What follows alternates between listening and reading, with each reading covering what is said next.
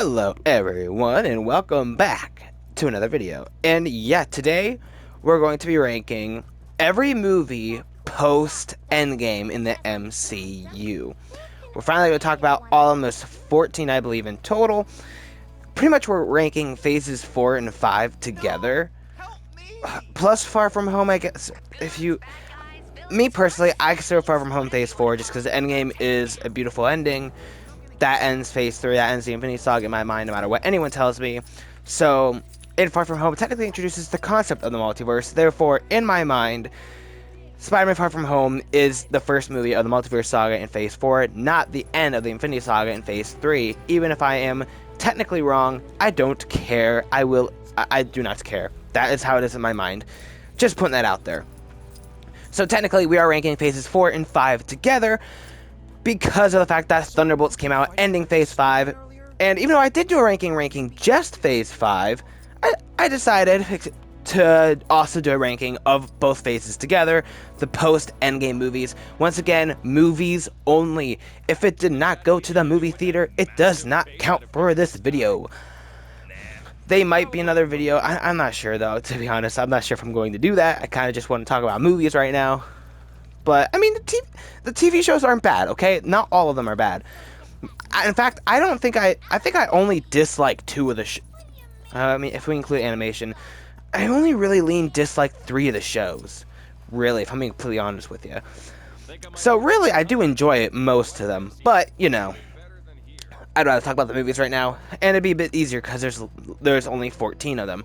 Anyway, I'm talking way too long. Let's get started. This is also technically ranking the Multiverse Saga so far, as of 2025 with Thunderbolts.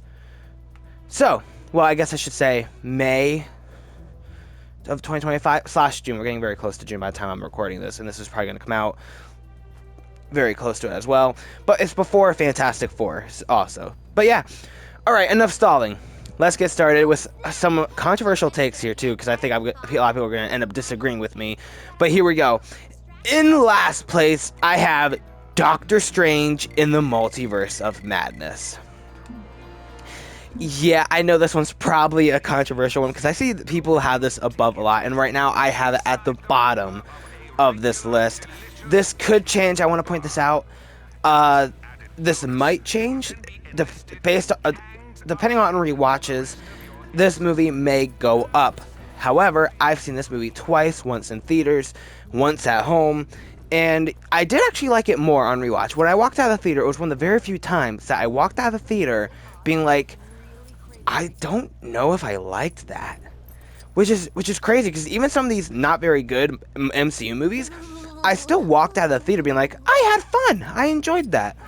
Even if upon rewatch, how much I like them lowers. But this is one of the few times that I walked out of the theater and was like, I don't know if I liked that. And that's very rare. This is weird. I wanted to show this real quick. I was gonna cut. There's a guy. This is strange. No pun intended. Anyway, moving on to what I was saying about Doctor Strange Multiverse of Madness. Going back to it, why am I iffy on this movie? Especially because I did like it more on rewatch. There's a lot that I could talk about here. So let's talk about the fact that this is not Multiverse of Madness. This should have been titled Scarlet Witch: Horrors of the Multiverse. First of all, Scarlet Witch, I really like her character throughout the entire MCU, really. And I feel like they still rushed her character in this movie, despite the fact that WandaVision actually did leave her on a place that, yeah, she's going down a villainous path. If she continues down this path, she will become a villain. But still, like if we were to have a scale of evil, by the time we were finished with WandaVision, she was about maybe a 5 or a 6, I would say. And then we get to Multiverse of Madness, and she's on a 12. And that's on a scale of 1 to 10, mind you. So to me, that was, to me, even watching WandaVision, it was a bit jarring, because she was like, yeah, she's going down this evil path. And if we have another movie or maybe another show, we could finally see her fully snap and go from that 6 to a 12. But we don't get to see that 6 to 12 moment. It just happens. It's just boom, there, 12, evil, full-on villain. And it makes me actually feel bad for the people who watch this movie without seeing WandaVision, because if that's the case, she went from like a -2 on the evil scale to a 12, which is just nuts, because the last time we saw her in the movies was Avengers Endgame, where she was a full-on Avenger. She helped save the world in that battle against Thanos, and now all of a sudden she's this terrifying, mind you, villain. And they do a good job making her scary, and they really do lean into the witch part of the Scarlet Witch, which is kind of cool. But there's that. On top of that, the multiverse is very underutilized here. And something I want to make sure everybody knows is I don't mean cameos. I feel like whenever I say they underutilize the multiverse, people might think, well, yeah, because you wanted more cameos. And no, that's not it at all. People seem to forget that multiverse used to not just be cameos. It used to be just cool alternate realities. Like, imagine a world where the Avengers, like, say that the Avengers didn't assemble and the Thunderbolts were always the Avengers. That'd be interesting. Maybe there's a world where Dr. Stephen Strange becomes Iron Man and Tony Stark becomes Doctor Strange. That's a really cool alternate universe. Imagine, I'm trying to just think of random stuff. There's so many crazy possibilities. We could enter a world where where it's like our world, but it's set in the 1900s or the 80s or the 2099, maybe 2059. There's so many cool options. We could have seen a universe where it's like a Dungeons and Dragons style Marvel universe. We could see universes almost inspired by different genres of movies. What if we entered a universe where it was black and white and it was like a detective, like a noir film? There's so many cool possibilities with the multiverse that doesn't just mean cameos. And what universes do we get to go into and spend time in? A world where pizza is rolled into a ball and you stop on green and go on red. Yeah, that's as far as the creativity of the multiverse goes in this movie. And we literally only see, not counting our own 616, aka 199999. Wait, was that the right word? Now I'm getting the numbers mixed up, sorry. Not counting our own universe, our home MCU, we got to see 2 universes, and that's it. And that's barely. Like, we barely see them. But there's 2 universes, and that's it. This is called Multiverse of Madness. Why isn't this Multiverse Madness? Why aren't we visiting 10 different universes where we have so many possibilities? Maybe we see a world where Yelena Belova is the one who joined the Avengers, and Natasha is the one who joins the Thunderbolts later. That would be very cool. Or a world where Captain America, Steve Rogers, becomes the Winter Soldier and Bucky Barnes becomes Captain America. That would be cool. There's so many cool possibilities with the multiverse, and we got stop on green and go on red. Like, why? There's so many possibilities and you wasted it. Yeah, on top of that, let's talk about cameos, because we're talking about cameos, so let's talk about cameos. The cameos, well, yeah, they're kind of cool. This is like the template for bad cameos, where this is the definition of, ooh, look, I know that character, and I know that and I know the actor portraying the character, and that's it. That's as far as they go, because they get brutally murdered very quickly, which, I mean, I guess isn't necessarily bad, because it is a cool way to show off this, to lean into the horror that they were trying to lean into, while also showing how evil Scarlet Witch is now. But it's just like, why? This feels like the definition of pointless cameos, unlike another movie that we're going to get to later too, actually. It's just like, this could have been so much cooler, and it was just, yeah. Yeah, I mean, the movie's not, maybe it's just because I was misled by the title. Maybe that's all. Maybe it was my expectations that ruined it for me. Maybe if they just called it Doctor Strange 2, I would have been like, ooh, that was kind of cool. We're dipping our toe in the multiverse a little. But no, they went out of their way to call it Multiverse of Madness, which is a awesome title, in my opinion. But you don't utilize it. That title does not match the movie. Yeah. Anyways, So that's why this one's at the bottom. Personally, I really wish we would have gotten Scott Derrickson's Doctor Strange 2 with Nightmare as the villain. We didn't. We're never going to.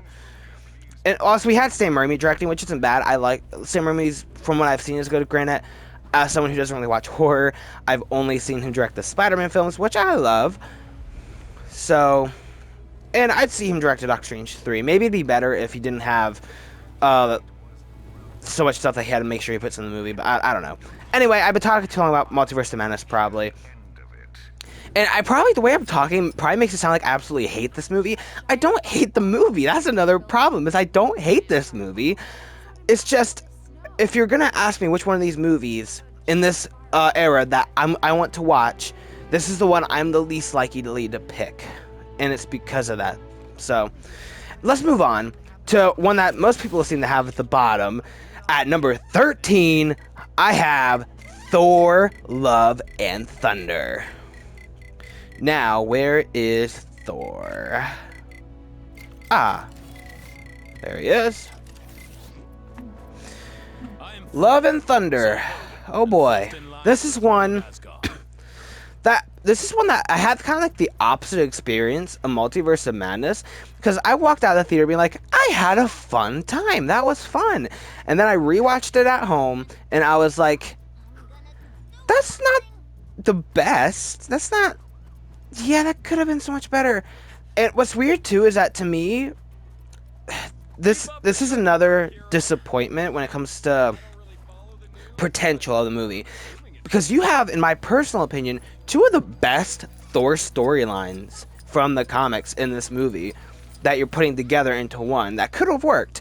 Because you have the story of Gore, the God Butcher, who was let down by his gods, and he's out murdering a whole lot of them, and Thor and Asgard are next, or are next on his path, and Thor's gotta put a stop to him. We also have the storyline of Jane Foster is dying from cancer, but when she's actually worthy and is able to pick up the hammer, which completely heals her and gives her the power of Thor, but every time she uses it, it kills her more and more, and that she has to decide if it's worth dying to save people.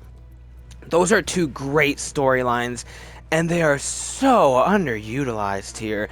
And we get Christian Bale, Batman himself, who has said that he doesn't want to do any more comic book stuff, and one of the main reasons why he wouldn't want to be in a cinematic universe is because he doesn't want to be in multiple films. He wants to be in one film, get it done, that way he can move on to try different things, which, I understand. And we wasted it on, and when he was announced as Gore, it was like, yes, what a great character with such a great actor, and the writing and it just didn't. Why? So much potential. I think the reason for that too is because we had such a dark storyline, and it wasn't balanced well with the humor. And I'm not saying that this movie had to be dark, depressing, like, I'm feeling this weight the entire movie. No, not at all. We've had plenty of examples in this list that balances darkness and humor greatly, which we will get to later. And so they could have done it. They could have had this pretty dark story of Gore going around butchering gods and Jane dying of cancer, while also having jokes and having a fun. And there are jokes that do land with me in this movie. There are a couple times that I was laughing out loud. Not every single joke landed for me, but a good amount did.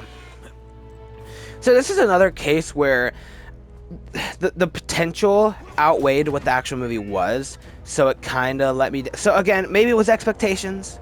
That could be a problem. But when you announce Christian Bale as Gore the God Butcher, and Natalie Portman's returning as Jane Foster to become the mighty Thor, I'm gonna have high expectations, because those are two good storylines, two great actors. What do you expect? I expect something awesome, and we got something alright. Again, I don't hate this movie. I do like it. It's just, it could have been so much better. Speaking of could be so much better, next up at number 12, I have Captain America Brave New World. I was trying to find Falcon, and I can't find him. I couldn't find Falcon fast enough, so I got tired of looking. You know, I know I'm overlooking because he is in this game, so I just changed to Cap. Captain America Brave New World. This is one I feel like people have a bit higher. But this is one that, to me, was just... it was alright. It had good moments. Like, the fight between Sam and Sidewinder, one of the fights, I enjoyed. I like Anthony Mackie, Sam Wilson. I like him as Captain America, and I like the new Falcon. I think that's about as far as it goes. This movie felt very like the definition of mid, if that makes sense. And I think this one is disappointing, but also not as disappointing, if that makes sense, because I feel like the trailers especially made it out like this is going to be the next Winter Soldier. We're going to have this dark, not even that dark, but we're going to have this spy espionage thriller like Winter Soldier, and I was like, ooh, yes. And that's not what this felt like at all. Leader was very disappointing. He could have been so cool. Speaking of Leader, this really was the Incredible Hulk 2 featuring Sam Wilson as Captain America and no Hulk to be seen, which kind of does suck. I feel like if we were going to carry over this many plot points, Bruce Banner should have been involved in some way. It still could have been Captain America Brave New World. Just have Bruce Banner be like another character in the movie. He's literally nowhere to be seen in it. It's just like, that feels so weird. And I don't know. Like, I had a hard time getting invested in this one too. Like, I don't know if I'm ever gonna rewatch this. Believe it or not, I did see this one twice in theaters. It's also because I went opening night, because that's what I do with Marvel movies. I go opening night unless something comes up, sadly, that I'm unable to, which has happened before. But then I also knew some people who didn't see it yet and wanted to go see it, so I went with them when they went to see it, and I was just like, yeah, this is okay. This is only okay. Yeah, the problem is I don't even know what to say about this movie. I can't even describe to you more about why this is so low. But like, I don't want to rewatch this one. That's just about it. This, honestly, part of me wonders if maybe this should have been in last. I don't know. But because I walked out of the theater going like, that was a fun time. I don't know if I want to see that again though. And then we walked out of the theater the second time. I thought that was even less of a fun time, probably because the theater wasn't packed. But I'm still not mad that I saw it again. I'm not sure if I'm ever going to watch this at home though. I still own it on physical media because that's what I do also with Marvel movies. But I don't even know how anyone much more to say about it. So I'm just going to move on. It was okay. It was alright. It was kind of disappointing. Could have been better. Yeah. I did a whole review on it if you want to check that out for more thoughts. And I also ranked the Phase 5 movies, so you can check that out too. But yeah. Anyway, let's move on. Next up, at number 11, I have Ant-Man and the Wasp, Quantumania. This is another one that most people have near the bottom. Here's the thing. I had fun with this movie. However, most of that fun came from Paul Rudd as Scott Lang. I really like Paul Rudd. I really like the character Scott Lang. As long as he was in this movie, which it is considered an Ant-Man movie, air quotes, so... I had fun. But the problem is, this movie is also very disappointing for me again. For two reasons. One, I didn't want an Avengers setup movie as Ant-Man 3. I wanted Ant-Man 3 as Ant-Man 3. First of all, where's Luis? No Luis in this movie. That's an outright crime to not have Luis in this film. Like, why? What were you thinking? Not having Luis in this film. Why? What? One of the best characters in the Ant-Man films. Why is he not in this one? Taking a breath. I'm okay. It's okay. Anyway, like I was trying to say, I wanted Ant-Man 3. And this does not feel like Ant-Man 3 at all. It feels like an Avengers setup movie. The problem is, the Avengers movie that this is setting up is not happening. So we have all this setup for nothing. This movie feels so pointless. We're just barely continuing the story arcs of Ant-Man and Wasp. Like, we are a little bit, which you kind of have to, because it is technically still a threequel, but they focused way more on the Kang and the Quantum Realm stuff, which isn't going to go anywhere now. So it's just kind of frustrating because they decided to go huge of a scale, and it's not going to mean anything. And I wanted Ant-Man 3. I love Ant-Man. I even love Ant-Man and the Wasp. I know for some reason people don't. I love both those movies. So I was really looking forward to an Ant-Man 3 because more Ant-Man, more Wasp. I really wanted to see how his life is now post-Endgame.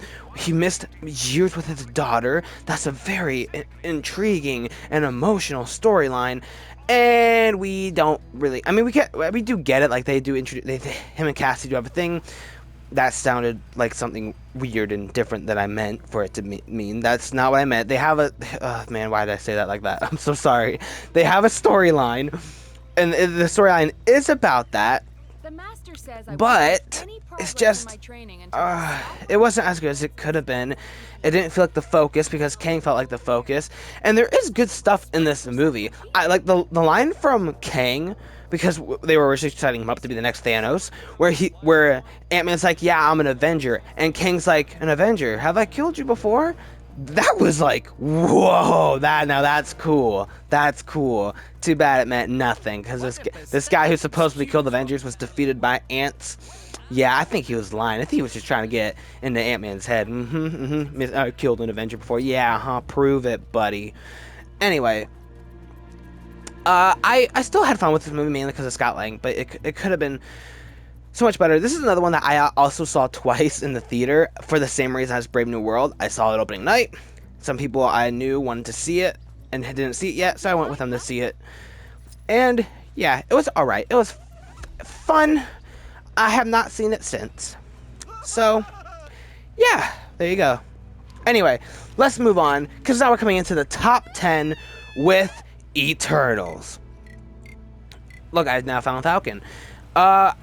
There are like no Eternal characters in this game, so I'm just gonna be Falcon now, because I can do whatever I want, and you can't stop me. Anyway, yeah, Eternals, this is one that I actually, believe it or not, have actually warmed up on a lot since seeing it. This is another one I saw twice in theaters for the same reason, opening night, and then with people who haven't seen it yet, and I have not seen since. But for some reason, I've warmed up on it, and I don't know why. I think it's because it is like so different from the rest of the MCU. Like, this doesn't even feel like an MCU film, but that's not necessarily a bad thing. And first of all, the cinematography in this movie is beautiful. And I like some of the characters in this movie, not all of them, but like some of them. Like I really liked Kingo, I really liked Makari, I really liked Druig, and that's about where my liking of the character ends. But I like those three. I really hope we see those three again in the future. If Kevin Feige were to announce, hey, Kingo, Makari, and Druig are returning, but none of the other Eternals are, I'd still be happy, because those are the three I actually liked in the movie. The rest of the characters were alright. I have a bunch of there are other issues with it. Like, first of all, the movie is way too long, but also they needed more time to tell the stories. This is like the one thing that I felt like it could have been a Disney Plus show, because of the fact that you're covering so many characters over many years. So we needed more time to tell that story, but the movie itself feels so long. Like, I can't help but check my watch when I'm watching it. But like I said, I warmed up on this movie a bit. It's moved up my rankings too, to the point where it's like, I think it's probably because of how different it does feel and how beautiful the cinematography really is. The CGI is good too, by the way, in this one, at least I thought. So to me, it was just like, yeah, that's not bad. I wouldn't say I dislike this movie. I would say I'm not sure if I'd say I like it, but it's like borderline, if that makes sense. Okay, let's move on to number 9 with The Marvels. Another one that people have so much lower, like bottom 3. I had fun with this movie. I thought it was a fun time at the movies. This is one that I've also seen twice, only once in theaters, once at home, and not again since. But I had fun. I laughed a whole bunch throughout this movie, and I had a smile on my face. But the main reason why this movie, I think, is as fun as it is because of Iman Vellani, I hope I said her name right, as Miss Marvel Kamala Khan. She made the movie. I don't care what anyone says. She made the movie. Her and her family. Her family was also great. Can't forget about the family. And to me, it's such a shame that they've only been in kind of like mediocre stuff, because I like the Miss Marvel show. The story was very jumbled, but again, I loved her character. I loved Amon's portrayal of the character. She was like perfect casting. I don't know how you get that perfect with casting, but somehow they did it. But yeah, I think so. Like, I honestly think that if she wasn't in the movie, this wouldn't be as good. I mean, there are jokes and moments that are funny without her. Nick Fury has a bunch of hilarious moments as well, but she makes it so much better. So that's one of the reasons why I'm actually much higher on the movie than most people are. I found it to be a blast, mainly because of Aman Vellani. And also, my first watch in that theater was surprisingly full, and people were laughing all throughout, so that what made it extra fun as well. To be able to laugh along with an audience is always fun, and makes the experience better. Plus, laughter's contagious, so even for jokes that aren't that funny, if everybody's laughing, I can't help but laugh along with them because it's fun. But yeah, I enjoy this movie. It's not like the story is weak. The story's not very good. It feels like there could have been a Captain Marvel movie in between this. The villain is very forgettable, and even though they had so much potential. And yeah, if it does feel like you have to do a lot of homework to understand this movie, because you have to watch Captain Marvel, and you have to have seen both WandaVision and Miss Marvel. So there are a lot of flaws, but I had a good time with it. Okay, number 8, I have Black Widow. So this is another one that I enjoy.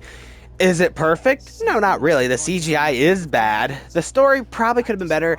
To me, this does feel like Black Widow 3, not Black Widow 1. Partially because it is very much setting up Yelena and Red Guardian. And they really do steal the show. This is Black Widow's movie. This is Natasha's movie. But Yelena and Red Guardian stole the show. But they also helped make the movie very fun. They introduced some of the best characters post Endgame, which is fun, and I do enjoy some of the action in this, and I enjoy just going on this adventure with these characters. It does suck that it came out post Endgame. It does feel like it should have came out pre Endgame. This should have came out in between Civil War and Infinity War, like it takes place, and I don't understand why it took this long to get a Black Widow movie. Like I've said, we should have gotten Black Widow 1, which should have been in like phase 1, maybe phase 2. That could have been the movie about the Red Room, showing us her in the Red Room. I don't know, maybe that would have been too dark for an MCU movie, but they could have done a good job with it. And then we could have gotten Black Widow 2, which is her doing some sort of mission by herself in the present day. And then we get this one, which is Black Widow 3, which sets up Yelena as the new Black Widow and teases Infinity War. That's not how things went, as you know. But I still had a good time with this movie, so I haven't rewatched it often. I think I saw it twice as well, once in theaters, once at home. Actually, I think I saw it a third time. So, like, if you were to ask me to rewatch one of these bottom 8 ones, I'd probably go with Black Widow, because I do enjoy it. But it isn't as good as what is higher. Although, I did go back and forth with this one, number 7. So Black Widow was almost number 7, but I just barely, it was edged out by number 7, Spider-Man Far From Home. So, I mean, I love Spider-Man. He's my favorite superhero of all time. So, obviously, I'm going to enjoy a movie about Spider-Man. I do think this is on the weaker side of MCU. I think it's on the weaker side of Spider-Man movies. Heck, I think the Spider-Man ranking I did back when Across Spider-Verse came out, this one was at the bottom, even under Spider-Man 3 and the Amazing Spider-Man films. But I still had a fun time with it. A lot of jokes make me laugh. This is a fun time. But there are problems with it. There are problems like, when did Tony Stark make these glasses for Peter, especially if he's been dusted for 5 years? On top of that, to me, Spider-Man, Peter just feels like extra stupid in this movie, if that makes sense. Like, I don't know. To me, Peter Parker is a smart character. He's borderline a genius.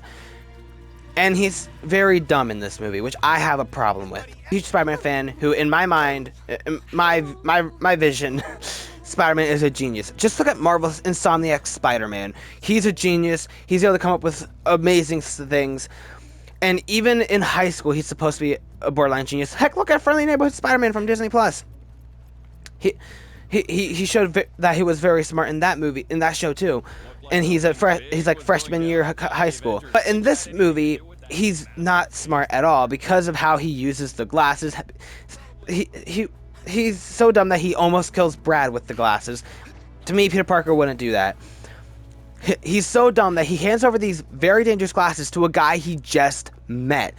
I understand if he were to give the glasses away to Nick Fury, because it's Nick Fury. I'd understand if he were to give the glasses away to someone that he's worked with maybe before, because maybe during the battle of Infinity War or Endgame, if he were to give it to like Captain America or even Doctor Strange. Okay, that makes more sense. He's worked with them. He can trust them. You literally just met Mysterio, and you're giving him these dangerous glasses? Really? To me, that was like, no, Peter wouldn't be that dumb. Peter wouldn't be that dumb. Come on. Come on. And also, to me, it also was a bit disappointing that we only got one Mysterio Vision thing. Because to me, one of the coolest parts about Mysterio is when he does his illusions, and we got one illusion which was amazing. It was literally the best part of the entire movie, but we only get it once. I was really hoping we get it more than once. So, but there's a ton of jokes that make me laugh.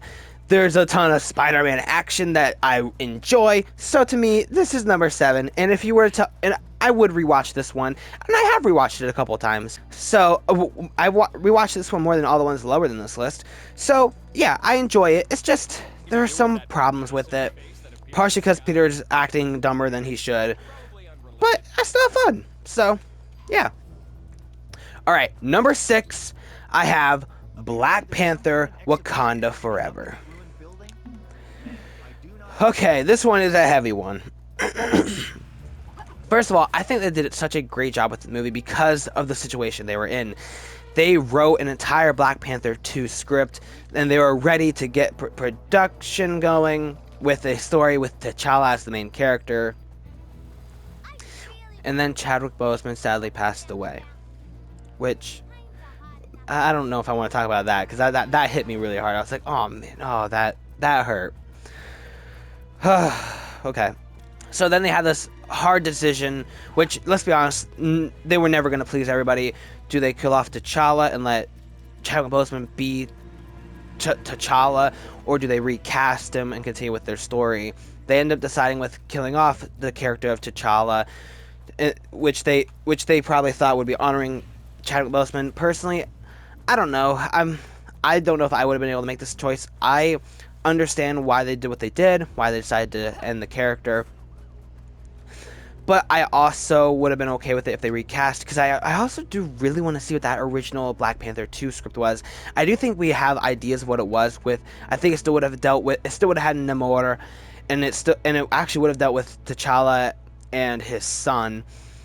I don't remember everything. I think we learned more details. I still would have liked to see that movie, but the movie that we did get, I thought was really good.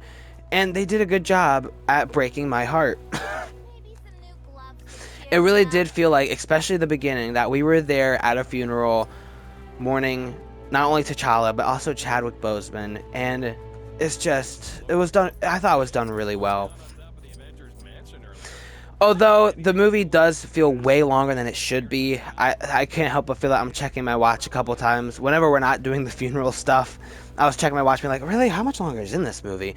It does feel very long. I don't think Ironheart really needed to be in this movie. I thought she was fun, and she had funny moments in the movie, but I just think that she just added runtime to the movie that we probably didn't need.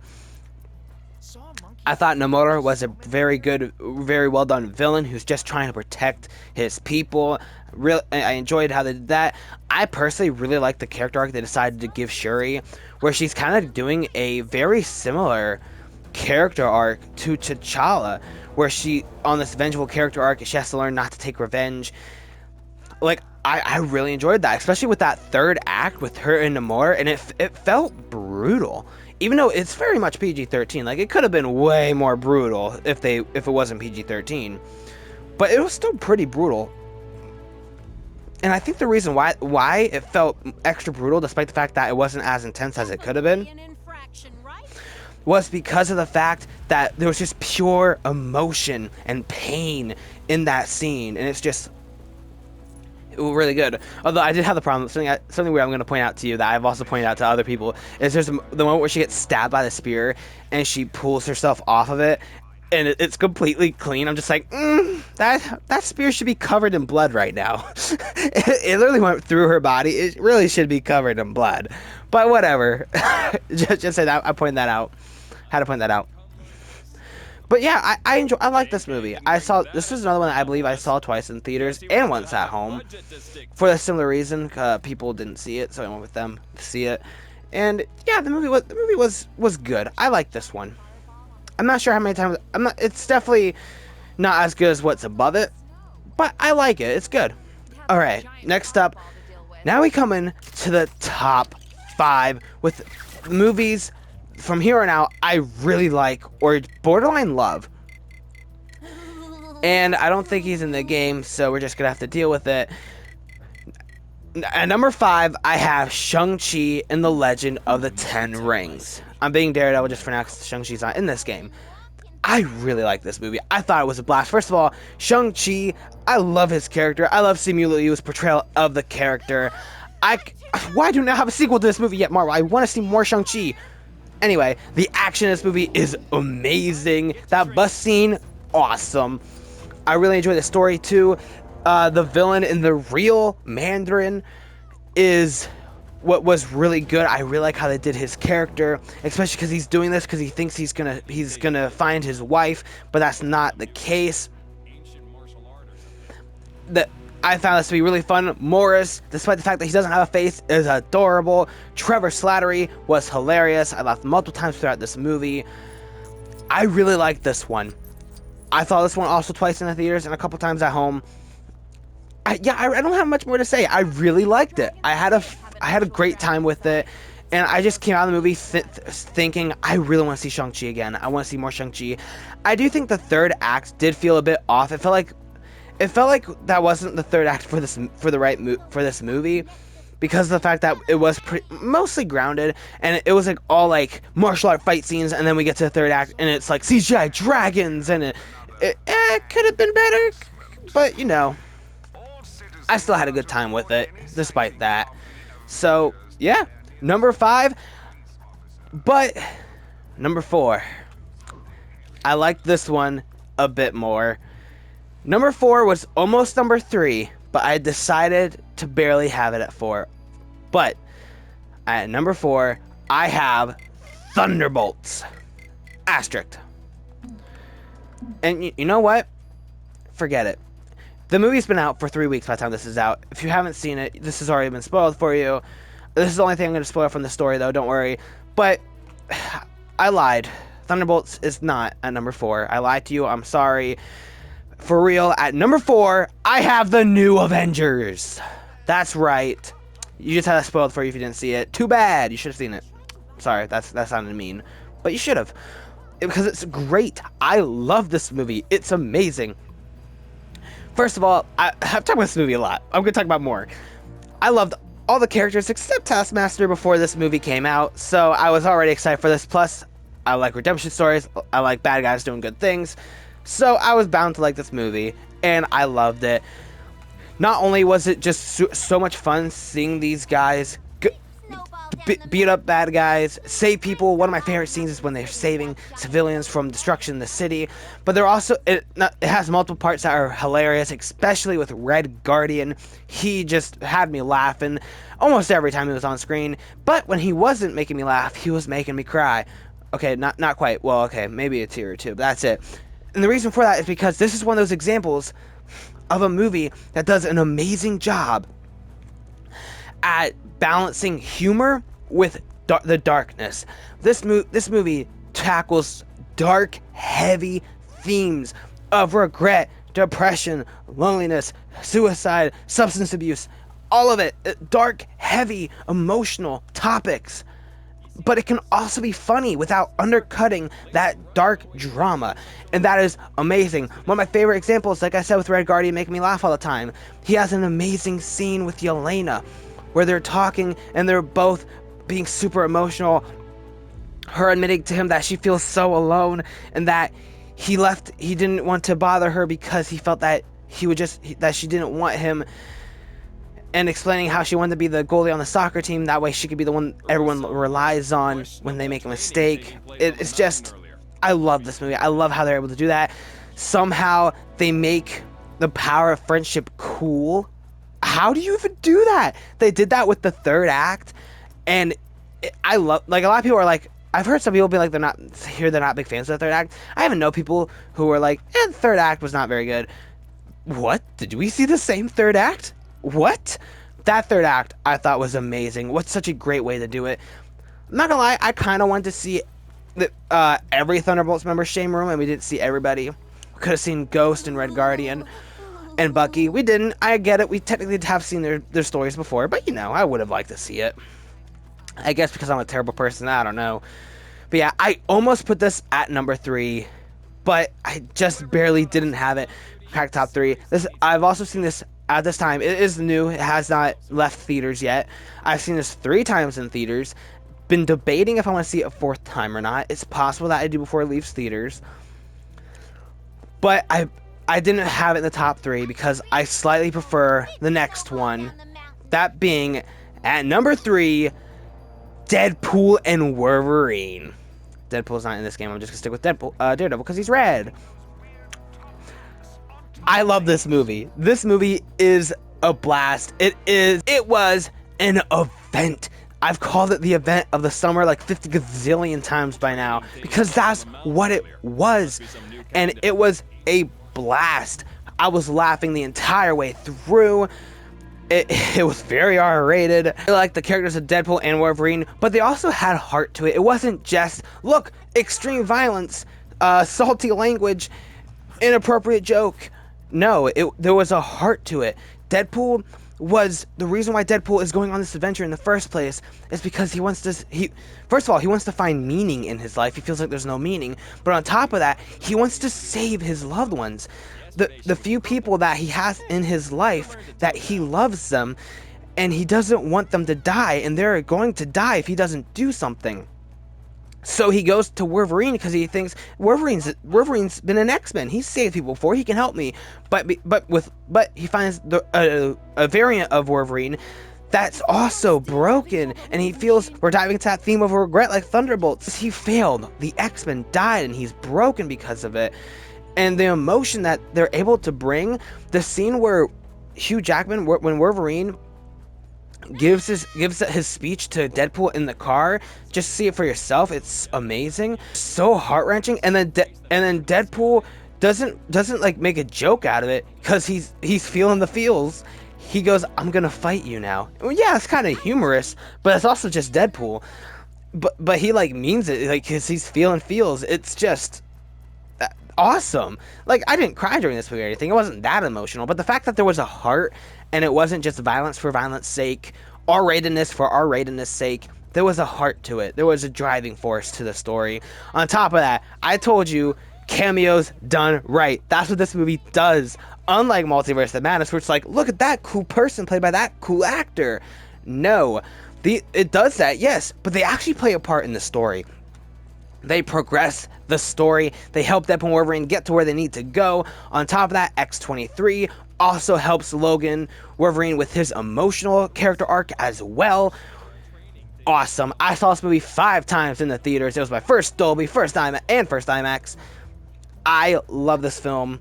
It is great. It is a blast. It was an event. It was the conclusion to the X-Men saga. At least it felt that way. I guess Doomsday might be that now. I don't know.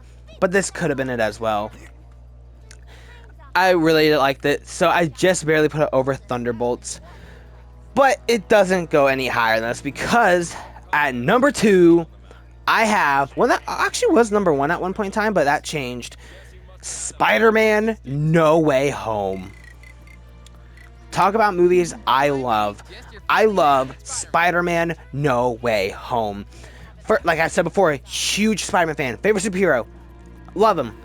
And I've loved every Spider-Man that we've seen on the big screen. And we get them all together. And again, it's not pointless cameo. Look, it's that old Spider-Man actor. No. They play a part in the story. They help stop the villains. They help his character arc.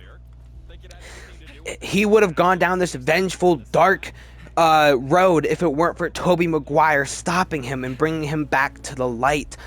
This is just... It was another event. An event for Spider-Man fans. Rewarding us for big Spider-Man fans. Seeing all of them together. When I saw this for the first time on the big screen, I saw this 3 times in theaters. I've seen it many times at home, if I'm being honest with you. When I first saw this in the theaters, I just couldn't believe what I was seeing. It felt like I was dreaming. Like I don't know if I've ever seen a movie and thought, I must be dreaming. I felt that way with this movie because I saw the 3 Spider-Men together. Something I never in a million years thought I was going to see. I remember having that thought as when I was younger. Like, oh, I would love to see the 3 Spider-Men team up. Too bad that will never, ever happen. And it happened. I love this movie. Sadly, it's not a perfect movie. There is some bad CGI in it. On top of that, the way they actually enter the multiverse is kind of dumb. Again, kind of like Far From Home, Peter being dumber than he should be, with him interfering with Doctor Strange's spell. To me, that was like, really? But once we're past that, if trying my best to forget that, it's just a blast. Seeing these villains again, they make Electro, I think, better than he was in the Amazing Spider-Man 2. And we got to see our Spider-Man team up. It was an event. You should have been there. The theater experience to this one as well, insane. It was crazy too, because like, some people were like, one thing I want to point out from my experience, I've seen reaction videos where people were freaking out the moment we saw Andrew Garfield's in the distance. For my theater, what was weird, it's almost like my theater didn't trust it at first, because the portal opened and we see the Amazing Spider-Man 2 suit, and he walks and he jumps through the portal, and the theater was silent. And part of me was like, oh man, am I gonna be unlucky enough to get the crowd that's not reactionary, especially because the theater was packed, every single seat. And then Andrew Garfield takes the mask off, and it's Andrew Garfield, and the crowd goes nuts. It was awesome. I was like, oh yes, I got a good crowd. Thank you guys. And it was awesome. Same thing with Tobey Maguire. He walks through the portal, crowd goes nuts. It was awesome. As much as I love the movie too, it will never beat that first experience in the theater, because even my second and third viewing in the theaters were not nearly that good. Nobody was as reactionary, which sucks. But yeah, and also this has one of my favorite scenes ever. That, oh man, it brought a couple tears when I first saw it. When MJ is falling, Tom Holland Spider-Man is going to try to catch her, but is knocked away because of Green Goblin. And then Andrew jumps off and he saves her. And he's able to do what he couldn't do with Gwen, and he's starting to break, and he's like, are you okay? MJ's like, yeah. She sees he's starting to break, she's like, are you okay? And he's like, and he just shakes his head, yeah. And it's just like one of my favorite scenes I've ever seen. It's just amazing. No pun intended, or was it? But because of that one problem I have with it, I have to put another movie at the top. At number 1, you know what it is. It was at the top of the Phase 5 ranking. Number 1, Guardians of the Galaxy Volume 3. Talk about movies I love.